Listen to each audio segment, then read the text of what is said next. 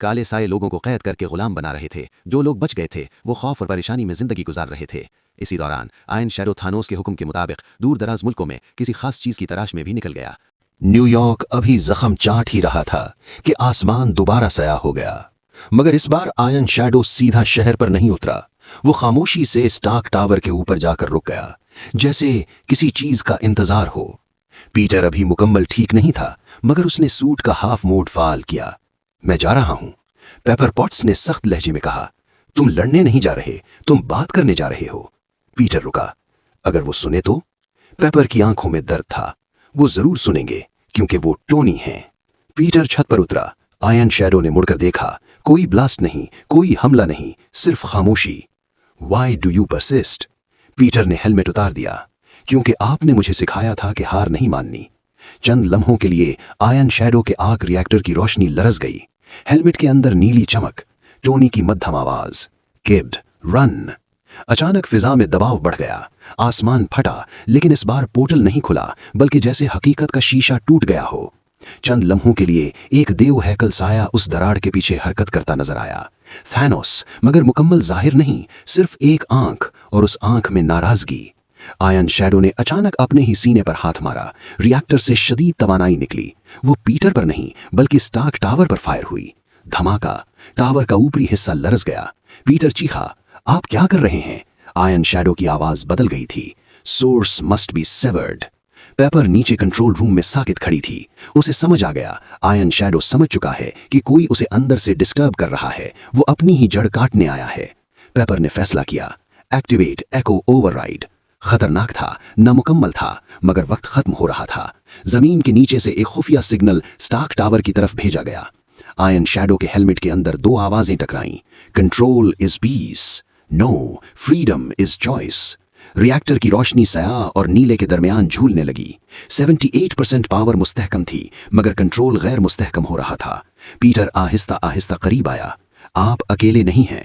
Iron shadow نے اچانک Peter کا گلا پکڑ لیا، مگر ہاتھ کانپ رہا تھا۔ خلا کی دراڑ وسیع ہوئی۔ اس بار ایک بھاری گہری آواز سنائی دی، انف۔ پورا شہر لرز گیا۔ پیپر کے کنسول پر کاسمک سپائک آیا۔ ایکو اوور رائڈ جلنے لگا۔ ٹونی کی آواز مکمل طاقت سے گونجی، پیپر۔ ایک نیلی روشنی کا دھماکہ ہوا۔ آئرن شیڈو پیچھے ہٹا۔ پیٹر زمین پر گرا۔ چند سیکنڈ کے لیے سوٹ کی آنکھیں مکمل نیلی ہو گئیں۔ ٹونی واپس تھا، کڈ انڈر گراؤنڈ ناؤ۔ لیکن یہ لمحہ زیادہ دیر نہ رہا۔ جامنی توانائی نے دوبارہ غلبہ حاصل کر لیا۔ آئرن شیڈو نے آسمان کی طرف دیکھا، جیسے کسی کو چیلنج دے رہا ہو، مگر اس بار وہ شہر تباہ کرنے نہیں رکا۔ وہ اچانک سیدھا خلا کی طرف اڑ گیا، جیسے کسی نے اسے واپس بلایا ہو۔ دراڑ بند ہو گئی، شہر خاموش، پیٹر زخمی، پیپر کی آنکھوں میں آنسو۔ زمین کے نیچے کنسول پر ایک تصویر چند سیکنڈ کے لیے ابھری، پتھریلا چہرہ، آنکھیں کھلیں، ہونٹوں پر ہلکی سی مسکراہٹ، تھانوس۔ اچانک خلا میں ایک عجیب سی لرزش پیدا ہوئی۔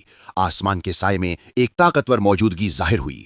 پورے شہر میں ایک بھاری اور خوفناک قہقہا گونج اٹھا، تھانوس۔ اس کی آواز گونجی، کیا تم نے سمجھا تھا کہ سب ختم ہو گیا ہے؟ میں ہمیشہ دیکھ رہا ہوں اور میں واپس آؤں گا۔ پھر اس کی آواز اور بھی گہری اور خطرناک ہو گئی۔ اور اب وہ وقت بھی دور نہیں جب میں آئرن شیڈو کے ذریعے مکمل آئرن مین پر کنٹرول حاصل کر لوں گا۔ اس کے بعد ایک نئی دنیا جنم لے گی، آئرن مین کی طاقت، اس کی ٹیکنالوجی اور میری قوتوں کے ساتھ۔ پھر میں پوری دنیا کو بدل دوں گا۔ ان کالے سائے کے نیچے سب لوگ خوش ہوں گے۔ لیکن ٹونی اسٹارک ابھی بھی اپنی اندرونی طاقت کے ذریعے واپس آنے کی کوشش کر رہا ہے۔ مگر یہ کالے سائے اسے زیادہ دیر تک آزاد نہیں رہنے دیں گے۔ تم سب صرف دیکھتے رہ جاؤ گے۔ پھر میری حکومت ہوگی، اور جب میں دوبارہ تمام طاقتیں اور ڈیمانڈز اکٹھی کر لوں گا، تب ہوگی ایک بڑی انہونی۔ یہ الفاظ سن کر آئرن شیڈو خاموش کھڑا رہا، مگر اس کے اندر ایک عجیب سی کشمکش پیدا ہونے لگی۔ پیٹر خفیہ لیب میں بے چینی کے ساتھ ٹہل رہا تھا۔ ہر لمحہ ایک عجیب سا خیال اس کے دماغ کو الجھا کر رہا تھا۔ وہ بار بار خود سے سوال کر رہا تھا، یہ آئرن شیڈو آخر ہے کون؟ آئرن مین تو ایسا نہیں ہو سکتا۔ آخر کن طاقتوں نے ٹونی اسٹارک پر قبضہ کر لیا ہے؟ اس کے ذہن میں بار بار وہی منظر آ رہا تھا جب آئرن شیڈو نے شہر پر حملہ کیا تھا۔ پیٹر کو یقین تھا کہ اس سوٹ کے اندر کہیں نہ کہیں ٹونی اسٹارک ابھی بھی موجود ہے، مگر کوئی طاقتور اور پراسرار قوت اسے قابو میں کیے ہوئے ہے۔ یہ سوچ اسے مزید بے چین کر رہی تھی۔ آئرن شیڈو نے پورے شہر میں اپنے کالے سائے پھیلا دیے تھے۔ ये साए हर जगह निगरानी कर रहे थे, हर लम्हे की खबर ले रहे थे और दुश्मनों पर नजर रखे हुए थे। उनका मकसद साफ था, जो भी दुश्मन नजर आए फौरन आयरन शैडो को इत्तला दी जाए ताकि वो फौरन उस पर हमला कर सके। आयरन शैडो सिर्फ न्यूयॉर्क तक महदूद नहीं रहा, वो न्यूयॉर्क से निकलकर जापान, चीन, पाकिस्तान, कोहे काफ और दुनिया के उन तमाम इलाकों तक पहुंच गया जहां उसे किसी ताकतवर दुश्मन के हमले का खदशा था। काले साए लोगों को कैद करके गुलाम बना रहे थे। जो लोग बच गए थे वो खौफ और परेशानी में जिंदगी गुजार रहे थे। इसी दौरान आयरन शैडो थानोस के हुक्म के मुताबिक दूर दराज मुल्कों में किसी खास चीज़ की तलाश में भी निकल गया। वो जहां भी जाता अपने काले साए छोड़ता जाता ताकि वहां निगरानी जारी रहे और लोगों को काबू में रखा जा सके। इधर स्पाइडरमैन और पेपर में इस मनफी ताकत को ख़त्म करने के लिए मंसूबे बनाने शुरू कर दिए। इसी दौरान स्पाइडरमैन दोबारा स्टार्क टावर गया ताकि कुछ ज़रूरी नमूने, डेटा और गैजेट्स हासिल कर सके।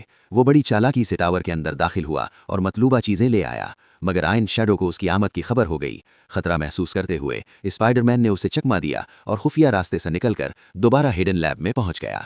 इधर पेपर मुसलसल लैब के सिस्टम्स और डेटा का जायजा ले रही थी। आयरन शैडो के फैलाए हुए काले साए और उसकी ताकतों को देखते हुए उसे अंदाजा हो गया था कि सिर्फ आम टेक्नोलॉजी से इस खतरे को नहीं रोका जा सकता। इसी दौरान उसे स्टार्क के पुराने खुफिया सिस्टम्स में एक ऐसी फाइल मिली जिसे बहुत कम लोग जानते थे। ये एक खुफिया टेक्नोलॉजी थी।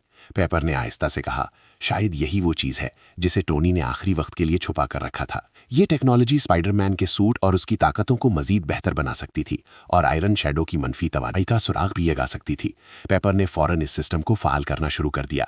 इधर स्पाइडरमैन हिडन लैब में पहुंच चुका था और वो पेपर के साथ मिलकर इस नई टेक्नोलॉजी को इस्तेमाल करने की तैयारी करने लगा। उसने स्पाइडरमैन के सूट में कई नई तब्दीलियां शामिल की। तेज रफ्तार हरकत की सलाहियत, तवानाई के खिलाफ बेहतर दिफा, जदीद जाल पर मबनी जंगी निज़ाम, वायरस की शनाख्त का निज़ाम, मगर वायरस के मुकम्मल एंटीडोट पर अभी तहकीक जारी थी। इस टेक्नोलॉजी में मौजूद जार्विस कंप्यूटर इस एंटीडोट पर मुसलसल काम कर रहा था और पेपर भी मजीद मालूमात और हल तलाश करने में मसरूफ थी। इसी के साथ कुछ जदीद हथियारों पर भी तहकीक जारी थी जो इस एंटीडोट के साथ इस्तेमाल हो सकते थे। जब पीटर ने नया सूट पहना तो वो हैरान रह गया, मगर वो रुका नहीं। उसने पेपर की तरफ देखकर कहा, मुझे कुछ और भी चाहिए, ऐसा जदीद हथियार जो सिर्फ ताकतवर ही ना हो बल्कि उन काले साए को हमेशा के लिए ख़त्म करने की सलाहियत भी रखता हो।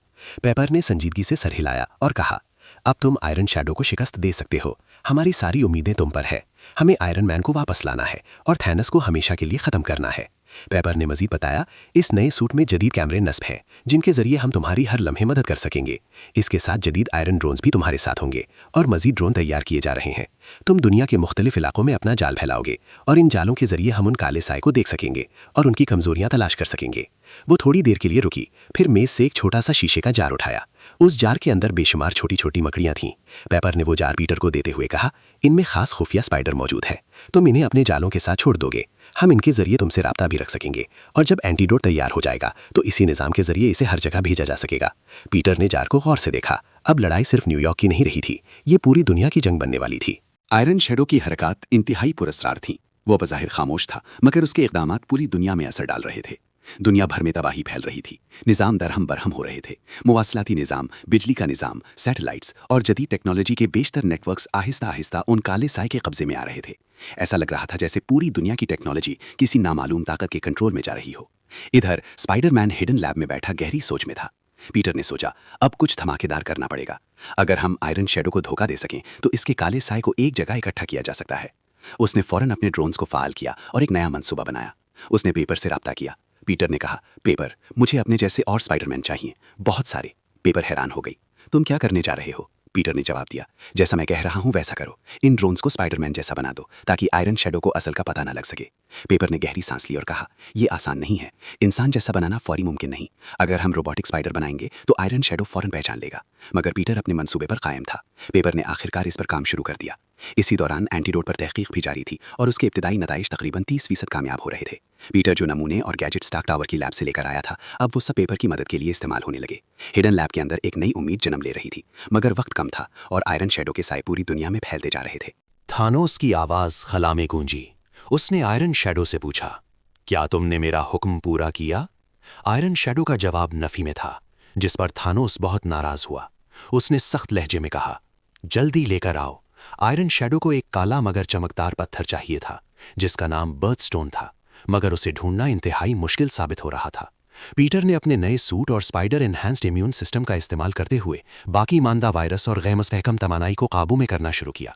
इसकी नई ताकतें हर धमाके और एनर्जी सर्च का मुकाबला कर रही थी। पेपर ने फौरी तौर पर नई और मुकम्मल हिकमत अमली तैयार की। स्पाइडरमैन टावर के अंदर खतरनाक तवानाई को काबू करेगा। आयरन शैडो की गैर मुस्तहकम हरकत पर नजर रखी जाएगी। तवानाई के धमाकों को न्यूट्रलाइज किया जाएगा। थैनोस के मुमकिन हमले के लिए बैकअप सिस्टम तैयार होगा। पेपर ने एंटीडोट के साथ साथ स्पाइडरमैन के कॉपीज पर भी काम शुरू कर दिया। पीटर ने अपने ड्रोन्स को हुक्म दिया, स्पाइडरमैन जैसे बन जाओ, और 5 रोबोटिक स्पाइडरमैन के झुंड को मुख्तलिफ सिमतों में भेजा गया। इसमें खुद एक असली स्पाइडरमैन भी शामिल था। पीटर ने स्ट्रेटेजिकली जाल बिछाया ताकि काले साए के हमलों को रोकने और न्यूयॉर्क पर मुकम्मल कंट्रोल हासिल करने में मदद मिले। अब न्यूयॉर्क स्पाइडर जाल के जरिए तकरीबन मुकम्मल काबू में था। स्पाइडरमैन और पेपर हिडन लैब में मुसलसल राब्ता कर रहे थे। स्पाइडर जाल आयरन शैडो को गुमराह कर रहे थे। स्पाइडरमैन और पेपर मुसलसल रिपोर्ट दे रहे थे और मंसूबे के मुताबिक हर हरकत को ट्रैक कर रहे थे। आयरन शैडो धोखा खाकर किसी और तरफ चल पड़ा। ये नया मंसूबा दुनिया के मुख्तलिफ इलाकों तक फैलने लगा। Japan clear, China clear, Pakistan clear, Iran clear, India south and north clear, Turkmenistan clear, Kyrgyzstan clear, Poland clear. Iron shadow ने अब तक कई इलाके मुकम्मल तौर पर तबाह कर दिए थे, मगर पीटर और पेपर की हिकमत अमली ने नए स्पाइडर जाल और एंटीडोट के साथ इसे हर लम्हे कंट्रोल में रखा और इसे गुमराह कर दिया। स्टार टावर की छत पर आयरन शैडो एक बार फिर बेकाबू तवानाई खारिज कर रहा था। स्पाइडरमैन ने अपनी नई ताकतें इस्तेमाल करते हुए तवानाई को काबू में कर लिया, मगर खतरा अभी खत्म नहीं हुआ था। स्पाइडर जाल ने खुफिया रिपोर्ट जारी की। आयरन शैडो ने बर्थ स्टोन के बारे में सुराख पा लिया था। स्पाइडर जाल ने रिवील किया कि ये एक ब्राइट स्टोन है जिसकी लोकेशन भी लग चुकी है। रिपोर्ट के मुताबिक ये पत्थर 7 डेंजरस सीज में से एक में मौजूद है। हर सी पहले से ज्यादा खतरनाक था। ब्लैक बर्म्यूडा ट्रायंगल सबसे खतरनाक, बहुत गहरा, इंसान पहुंच नहीं सकता। बाकी सीज शदीद स्टॉर्म्स और मिस्टीरियस एनर्जी फील्ड से घिरी हुई। आयरन शैडो को पता चला कि birth stone black Bermuda triangle में छुपा हुआ है और वो हर खतरे के बावजूद उसे हासिल करने पर मुसिर है। उसकी आंखों में डिटर्मिन्ड ग्लेयर और छांव में एक खौफनाक सिलवेट। स्पाइडर चाल में मुसलसल खुफिया रिपोर्टिंग जारी रखी। स्पाइडरमैन और पेपर ने स्ट्रैटेजी तैयार की कि आयरन शैडो को मिसलीड किया जाए। टावर से सिटी पर निगाह रखकर हर हरकत को मॉनिटर किया जा रहा था। आयरन शैडो को लगता रहा कि सब कुछ अंडर कंट्रोल है, मगर स्पाइडर जाल ने उसे गुमराह कर रखा था। Iron shadow black Bermuda triangle की तरफ रवाना। बर्थ स्टोन हासिल करना उसकी पहली ऑब्जेक्टिव। स्पाइडरमैन की जदीद पावर्स और स्पाइडर जाल उसकी हर हरकत पर नजर रख रहे थे। थैनोस की हंसी खला में गूंज रही थी। ये तो सिर्फ शुरुआत है स्पाइडर, देखो मेरी ताकत कहां तक जाती है। और यूं कहानी एक खतरनाक और हाई स्टेक्स क्लिफ हैंगर पर खत्म हुई।